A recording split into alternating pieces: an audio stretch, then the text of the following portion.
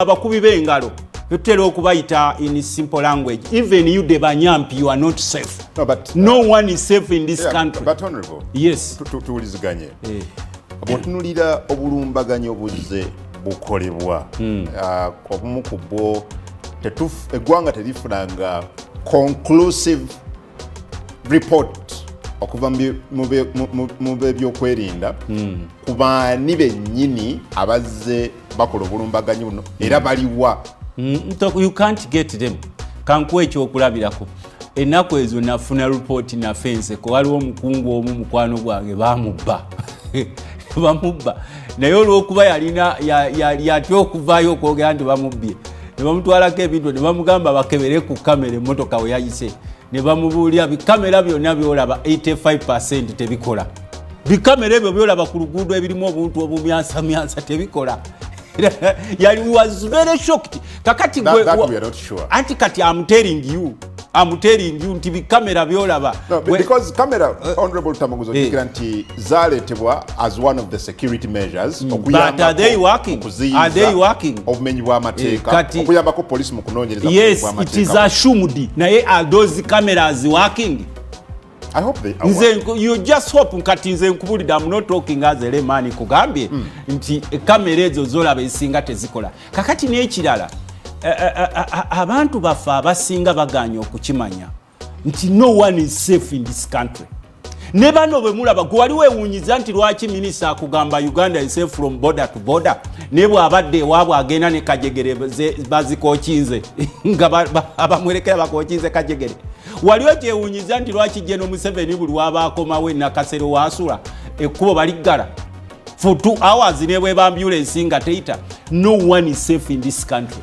You can only be safe nga oli mu nyumba yo, nga ate ne mu nyumba yo okitegedde nti namwo weekukumye wala. Ali atakoze mulimu gwe mu mbeera y'okuziyiza obumenyi bw'amateeka. All of us ffenna tetukoze mulimu gwaffe. Nze ng'omubaka wa parliament, I'm supposed to ensure that I appropriate enough funds to cater for these officers in uniform. Naye bwe tuzitwalayo ng'omukulu azikuumira mu classified.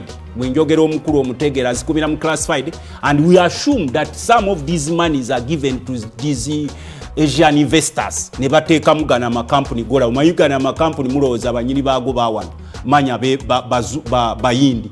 Bano abayindi bakolera bano. Sente ze tuweereza zigende zikole ku sectors z'enguudo, zikole ku security, bazikweka mu classified ne bazitwala mu mafactory gaabo. Gano golaba nti omuyindi bamuwadde simanye ettaka lya bwerere, omuyindi simanyi bamuwadde tax holiday, omuyindi bamuwadde capital. Kakati ezo sente bwe ziba tezigenze kyezirina kulaga. N'omusajja oli n'omukwasa emmundu. Kati kwa kyakulabirako. Department ya CID yalibadde highly facilitated. Department ekola ku intelligence ebeera highly facilitated. Ne wano ogenda ku police ne bakugamba tuleetere peni, tuleetere akatabo nga nalina okola investigation ku mbeera yonna nga naye omulaba ali awo musajja wattu teyeetegeera nga waliwo obubinja bw'abantu abatono nnyo abalowooza nti the supremes of this country nti bo be bategeera buli kimu, n'olwekyo resources zonna zirina kugenda eri bo, ne bazimba amayumba agalinga amawoteeri nga mugenda ne muba glorifyinga, ne babatikka emisolo emiyitirivu ennyo such that almost buli omu ng'afuluma mu business abaleke. Kati bw'otuuka ku security teri ku musirikale oyo yekka gw'olaba akwata emmundu. Waliwo security ey'omuntu wa bulijjo. Are people secure when they see General Museveni in charge? Discriminating them, the answer is no. Just look at this. Lwaki kifuuse kizibu okukwata abatemu abazze batta abantu mu ggwanga lya Uganda, especially abantu balina kumanya ebyokulabirako bibiri. Ojjukira okuttibwa kwa Joan Kagezi, ojjukira eyali Bama Mafina, Major Kigundu, ojjukira Andrew Felix Kawesi, ojjukira Muhammad Kirumira, Joli abalamutwala bawano, abatta Isma Olaxes, n'abantu abalala. But tetunnaba kulaba nnyo ku zimu ku cases zino nga bekikwatako baga nti ono twanoonyereza ne tumukwata ne tumuteeka mu kooti nemusingisa omusango nti eyatta ABCD. Why has it become so hard in Uganda? It is so hard. Nasooka kukiraba ku baali bagenza okutta His Excellency Kyagulanyi Ssentamu Arua. I discovered that the killers of Ugandans are within government. No? Abatta abantu bali mu government. Anti kati nze nkubuulira wuliriza opinion yange. Kati General Museveni yajja nga basse mando Senyango manya ali boxer yagamba atya. No, I'm just njogera nawe nga munamawulire totya. Yagamba UPDF ne yetonda kuwe. Is UPDF in Congo? Is the UPDF Jeria Congo bali ya Kenya? But on this nedda nkubuuza. Abaali batemudde Kyagulanyi wabategeerako. Abaali batemudde Kyagulanyi wabategeerako. Bajjo mukuba Amasasi bamutte. Wabategeerako. Gwokyayogera ku bana abali latest. Kati nebiri ebyakirumira obimanyi don't pretend wabiraba. Walaba embwa omuganda agamba nti embuzi yange bwebuze embwayo bwefulumya obuso bulimu ebyoya by'embuzi ebyakirumira wabiraba embuzi yafulumya obyoya bw'embuzi embwa. Kakati n'abalalala the killers of Ugandans are within NRM government. They are not from Congo, they are not from Tanzania. Bobe balina okwechekinga babuuze ani atutemulira abantu kubanga bagamba luli tuleete kamera ne bazireta ne bagamba bateekeko digital number plate. Uliriza tuteekeko digital number plate ne tubagamba nti eno digital number plate company gye mulese teriyo mu nsi yonna terina na address. Omukulu n'alagira parliament n'ekifuba nti eno diru erina okugenda maaso and everyone had to submit. Kakati omukulu n'agamba nti pichi zino jeno Kalekyezi Kayihura nga akyali yagamba mu pichi olw'okuba number plate ebeera mabega. Ukyekireta obutemu nibaleeta etteeka mu pichi erina okubaako number plate empanvu mu maaso n'emabega. Kakati ne baleeta ebintu bingi. Kakati gwe have ever asked yourself a question nti lwaki buli muntu afa Ugandans are good at morning bw'ofa ne bikomawo? Because these people are dying are not from those so-called glorified families. Okay, but singa glorified families ezo mu glorifying anti zo za bakatonda nabo bakubako. At one time ojja kulaba nga bazukuse. Anti kyenkugambe obulamu bwo oba bwa Luttamaguzi n'obwoyayera oba MP obani you are all Ugandans, your life matters. Tetuna kulinda nti gundi bamale mukuba olwo enseri okegire nkugambye nze oba oli NRM oba oli opposition kubanga nkimanyi ki ideas difate tewaliwo mu nsi obwali bukedde nti abantu bakkanya ku kino bonna 100%. Kati nze nange mbuuza kubanga mulimu n'abawagizi b'NRM obadde okimanyi nabo ne babakuba wali oliddeko gavumenti ng'eteeka investigation ku musajja eyatta ikyuli waabwe. Polisi yatugamba ekyanonyereza. Kakati omuntu anoonyereza omufacilitatinga crime investigation is different. Yes gwe ezo zonna zino okuba facilitated teziweereddwa sente zimala lusaba sente buli kaseera classified zikola kinga abapoliisi basula bubi ne bebakozesa tebalina n'osanga owa poliisi nga ali wali ekimotoka kyo n'emipiira gigenda kwabika kitomera abantu. Kakati ebyo byetugira. Kakati gwe njagala kukugamba omanyi mwe mugera ne mulaba bano bemusukkulumya ate abo bemusukkulumya they are nothing bebakuba. Even an ordinary person nga bamuse to meet amatalinga nze nga jendi nga muna Uganda nkubuuza nsonga kyebe musiza waliwo security kuba litwabagamba nti mugezeeko okuzzaawo police posts obwo bwe mugenze mujjawo across the country mbu muti ambu waliwo abaagala okuvuunika ekintu kyammwe ne babujjawo ne twaga mubuzzeewo demowa mwe mugenda okugenda nga mubujjawo mugenda creating a lot of insecurity. Kati ennaku zino oyiteeyo mu busababu sisiya muzimbye amayumba agalinga amawoteeri wakati bannansinga obwavu bubatta sijje muyisa amakuti ya gasente ge munyagulula nga mugenda mugule ettaka eyo yonna gye muyita nga bannansi obwavu bubatta. So nze manyi wano omuntu omu ali sekiwa ate naye tali sekiwa. Wuliriza omuntu omu gwe mbadde gamba afiiringa sekiwa. Nzijukira President Yoweri Museveni, Commander-in-Chief of the Armed Forces, nga bamaze okukuba emmotoka ya General Katumba Amasasi bali tubatte muwala we wano ekisasi. He will never be the same again. President Museveni n'ayogera ku kya cameras nga ne yeemulugunya. Kakati kamera zino one of the things we twali tusuubira si kuyambako kunoonyereza kwokka and using his words tega si kutubuulira mboozi story bannayo mutemu uno atuuse wano wuuyo nti poliisi etandikirawo but ababeera mu control room eri ya kamera nabo baali badde bawuliziganyire officers abali mu field ng'obumenyi bw'amateeka nga buno bugenda mu maaso ne basobola okukwata abantu bano nga bali mu kukola criminal activities zino. That is not happening. Are we giving a wrong prescription ku kizibu? Kakati bw'otunuulira General Katumba wamala akuumibwa nze ntunuulira n'oweeka Mwenge gwe baalumbye ne babatta. Ono General Katumba y'omu ku bakuumibwa ate era yagamba Uganda is safe from border to border. Nze ntunuulira oweeka Seese naye gwe batemula every day. Gwe gokisaako amaaso kuba manyi nti bano olw'okuba balina ebitogi bimyufu, you are supposed to glorify them. I'm looking at the ordinary person in Kasese who's being attacked almost every week and they kill not less than 5 people. Naye mutunuulira kati gwe bw'otunuulira kino kyoyogerako ekya General Katumba wamala anti ye kye yali akuwaako yakugamba mbu these pigs. General Museveni yakugamba mu these pigs, the pigs have outsmarted him. That's why he's also scared. Yakugamba Uganda is safe from border to border tulina emirembe. Naye General Museveni yebeereramu atambula ne kajegereze. Ewana akyala embwa ze zisookawo kajegere bano baki n'abalalu gulu waliwo ttiimu y'abalalu ebeerawo efuula abalalu naye nga basirikale neyeegirawo naye yebeereramu kakati gweno General okugamba mbwali tamanyi kigenda mu maaso kyekikulaga the regime is outdated.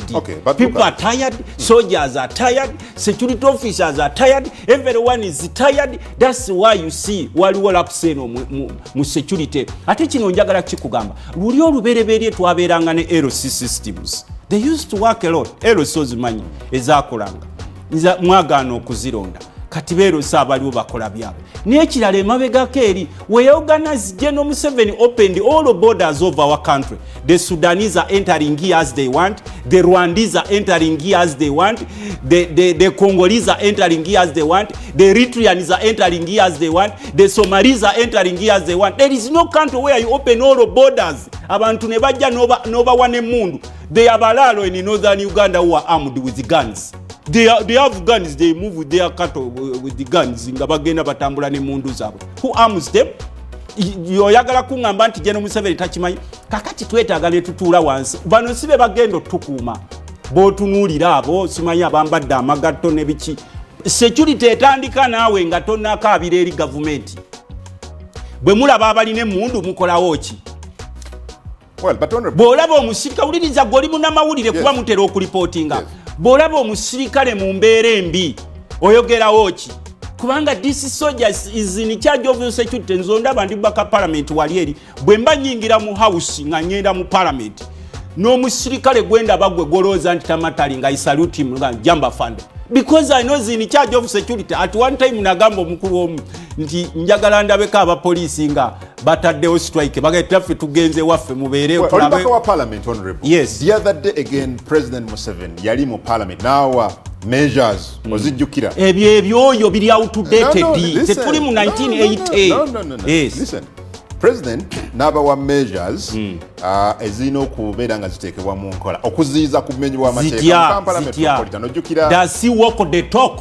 Yeah, but you see, does the president walk the talk? Yes, does your president walk the talk? Yes, but oba abireka wali eri just but cameras zateekebwawo zikola because if you are the commander in chief olina okuba kati nze kankuwa ekyokulabirako LDU yajogerako neteekebwawo mu Kampala biveeko ebyo mwana wattu bano bakufuluusa tobongoota ne batugamba emmundu babeere nga bafuna baali bazigize genda obuuze bali abalaalo be yawa emmundu mu northern Uganda finga bwe emmundu zaziriko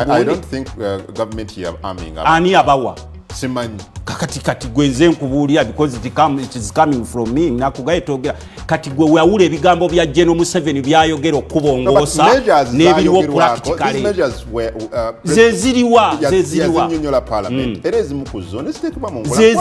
nze kugambye oyogera na mubaka parliament zikola njagala omusajja olumu w'akagaali akutomere bajje bamutrace owakapikipiki nkugambye kuba mwe mulowooza nti bwetwogera olw'okuba I'm not talking as a opposition, I'm talking as a Ugandan. 85% za cameras ezo ze mulaba tezikyakola Why?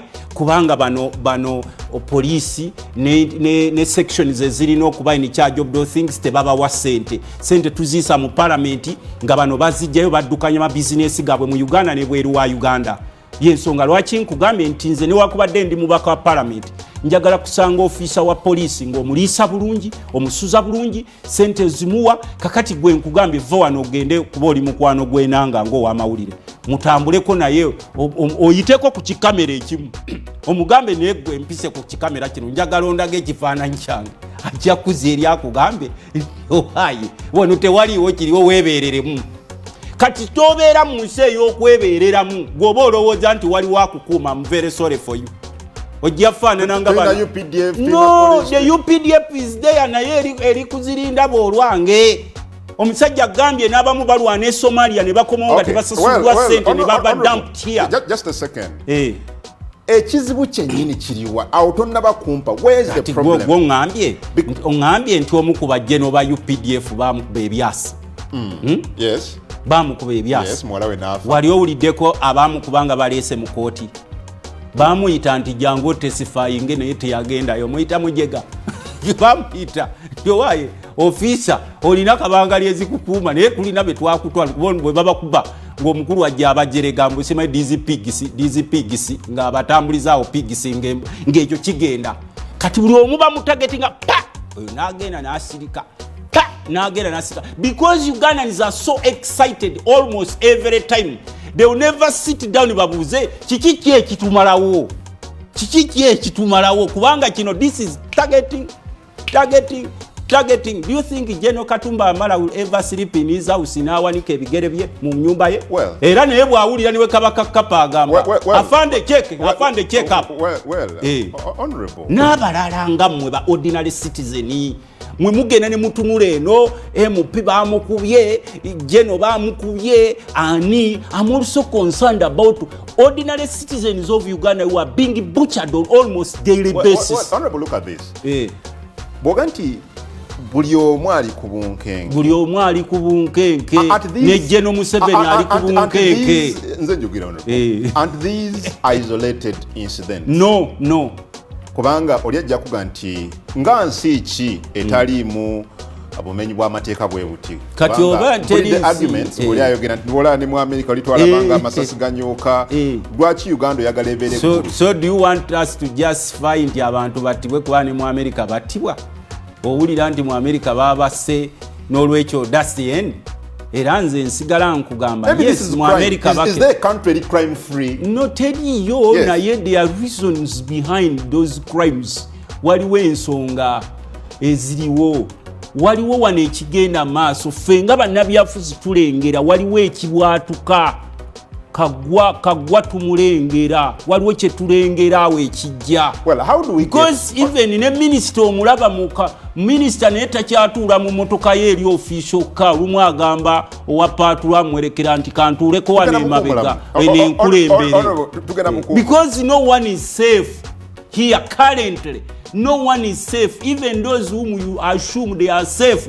Nabo batambula bamagamaga insamale bebereramu kati gwatebereramu n'olowooza n'obongoota. At the end of the day gena neze kyenkusaba nze sisekerera nti oba weenaaremu oba waaki twebuuza nti are these people but are they treating symptoms? Ab'ebyokwerinda balina capacity erondoola abatemu abakoze obulungi bali badde nayo ku Pastor Bujingo ne bakwatira ne bavunaana abakubye amasasi gano. Do they have that capacity in your view? Bogerageranya ne incidents zetuze tulaba tebalina capacity kubanga ebyo ebintu bye bibeerawo almost buli lunaku.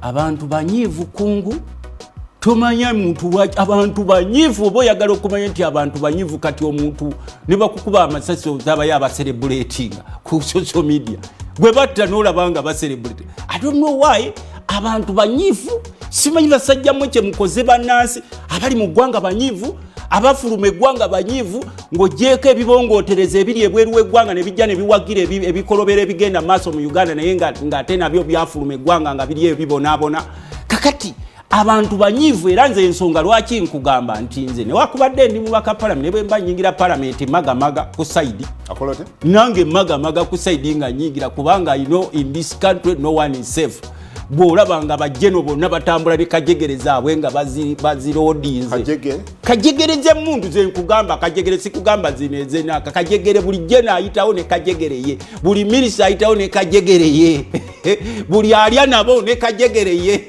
ne bwaba usigalo wabwe ne ali ne kajegere katinze lwaki mbaseera liikirira otambula magama of course era bwe bakakutandanga n'obongoota under General Museveni's regime nti waliwo akutekinga care of your security ngolaba ba officers buli goyitako yenna yezinze abongooto olw'embeera gyayitamu ngolaba ba officers ebiyumba bye basulamu byonna ekizazifo okubawa ne kye balina okubawa bakibawanga privilege ngolaba welfare yaabwe tefiiriddwako kubanga sebo kungu bwenzija wano ku next media nensanga omusirikale waawo nga ayambadde ebigatogato biri awo nga tali mu muudu manya there is a problem era ensonga lwaki olaba security yeggwanga tetuna kutunulya General Museveni yekanga omuntu as an individual. What about you?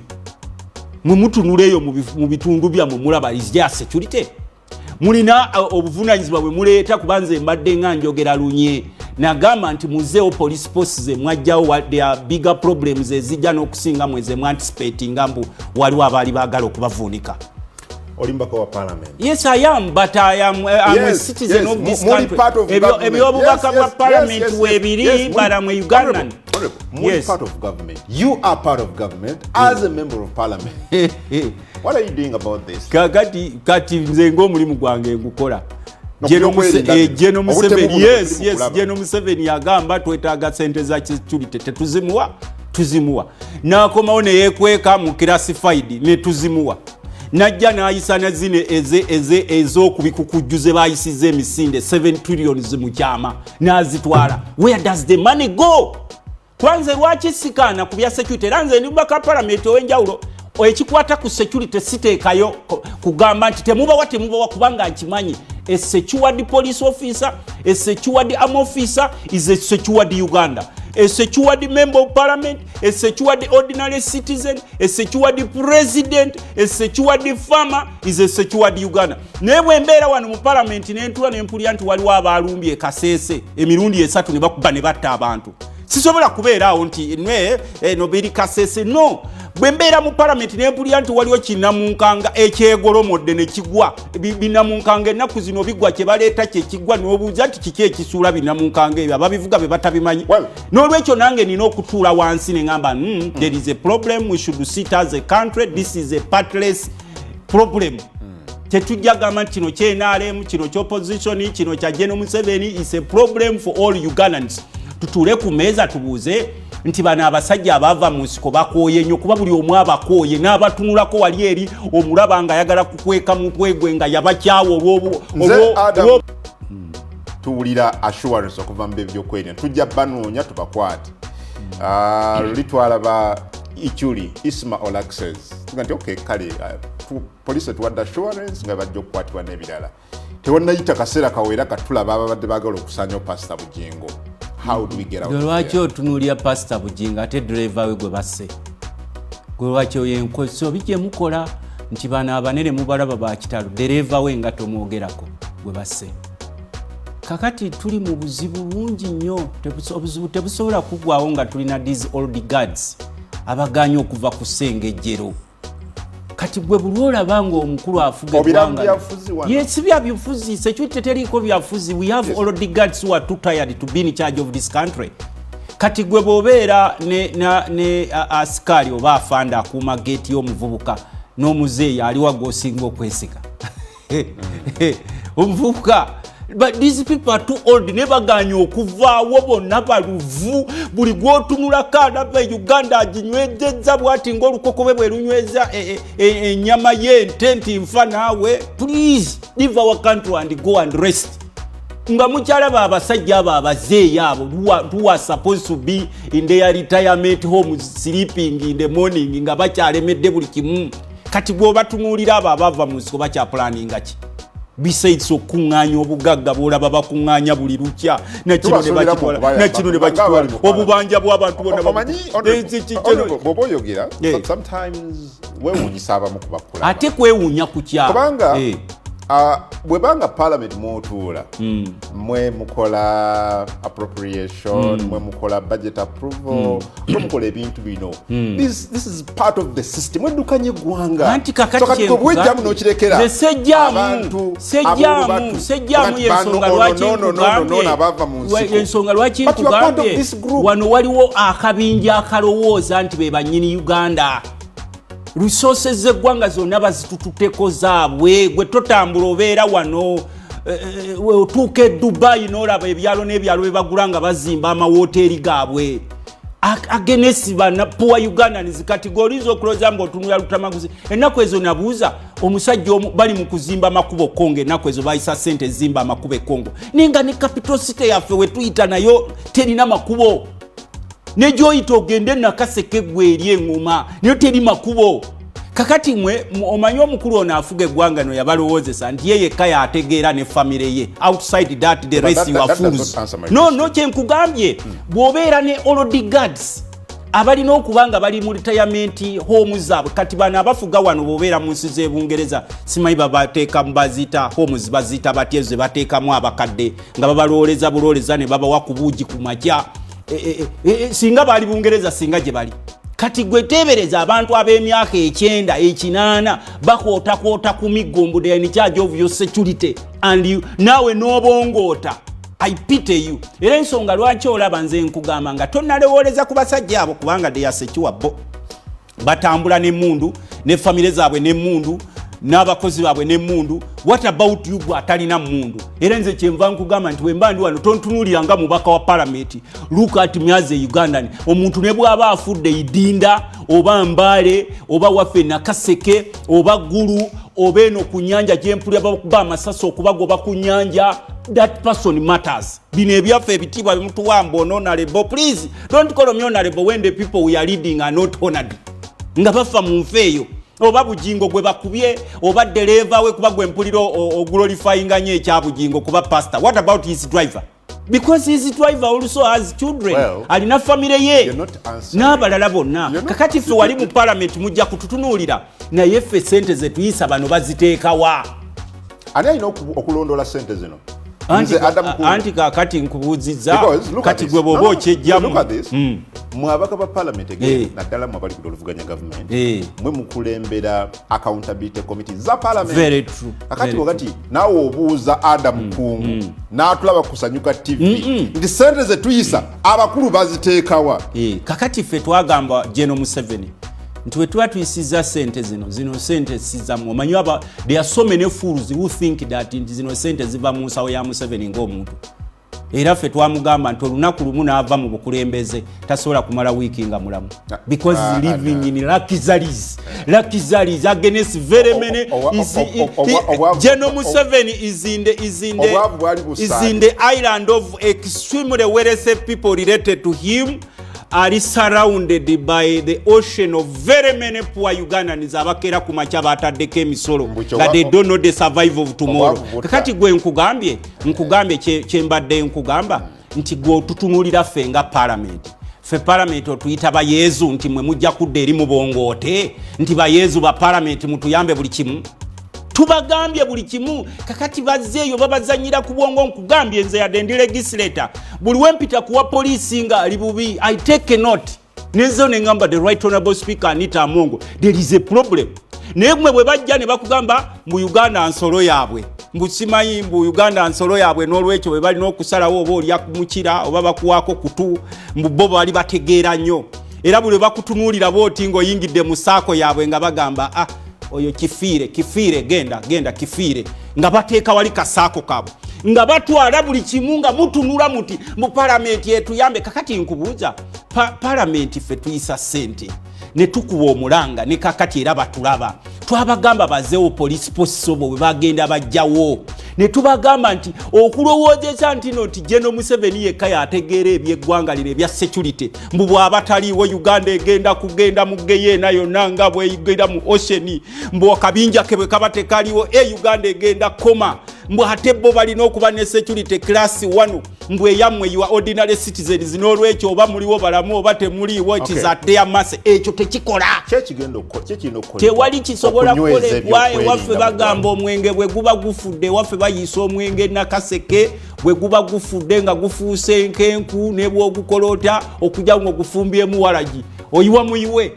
No, there should be a solution. Anti solution oyiwa muyiwe abakulu bano balina okubanya ebiro byabwe kati tuli wano General Museveni ateeka mu parliament kuleeta teeka nti ekibiina ky'ebyofuzi kisinza ababaka abangi kye kigenda okulonda president kyateekateeka kyekiri ku meeza ya parliament mbutuge uliriza ebigambo byange mu byasonze okulaba ennyo anti nze nkugambye simugerera naye kuba ekijja mu parliament nkugambye General Museveni aleeta ekiri ku pepa ya parliament ekibiina ekisinza ababaka abangi mu parliament kyekigenda okulonda president abantu tebakyaddayo kumulonda anti kakati nze ndi legislator ogambye eno programu bagiyita sekanyolya ki sekanyolya yakola ki nze sekanyolyawo ate bwonvita wano sekanyolya ate nolowooza nti ndi nkwale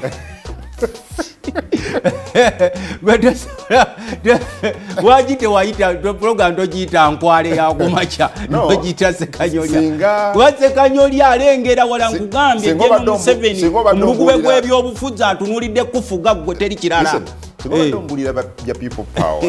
oba DP oba ebiri mu parliament problem eziro ziri nani partisan awo nalibadde ngamba sekanyolya byangamba problem eziro ziri nani partisan abeera wano mu Uganda ngambulira ebifa mu America nefuluma najja wano luli ne kugamba nti Uganda bagigobye mwagowa tewandisimisinga negaba bagobye bano mwagowa nebirala bagenda kwa nejja wano nenkubulya nti abakungu ba government bonna bolaba obusungu bwe balina nti bagenda kubateekako bani okugenda ebweru obusungu tebalina genda mu America oba genda Bungereza naye property zaabwe eziriyo kubanga family zaabwe ezimu ziri eyo na accounts zaabwe ensava omusimbi gubajja no guli eyo kakati non dismissa nkugambye olwaleero nti programu eno togiyise programu y'enkwale ogiyise sekanyolya olibaka wa parliament kino kisanja kyakubiri kisanja kyange kyakubiri oli mu parliament eseho abakulonde nakaseke ne banna Uganda generally bakusubira solutions. My question is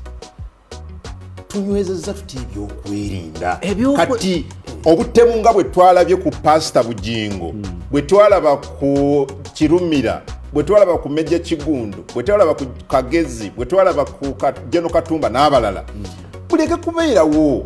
What should we do from the eyes of a legislator? Kakati omanyimu security mugitunulira ku mundu the absence of gunshots therefore we are secure.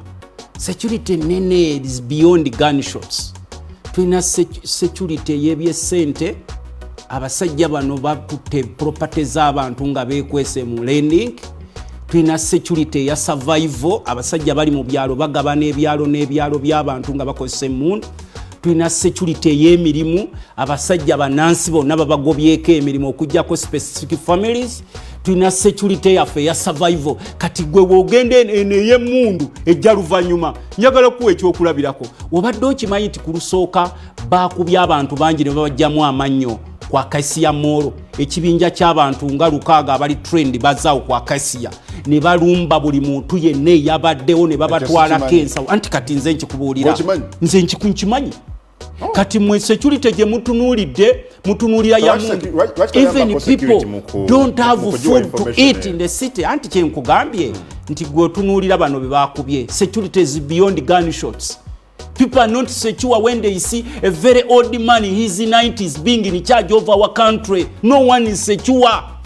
Anything can happen. What will happen tomorrow? A man of 90 years when he's in charge of your country and doesn't want to leave power.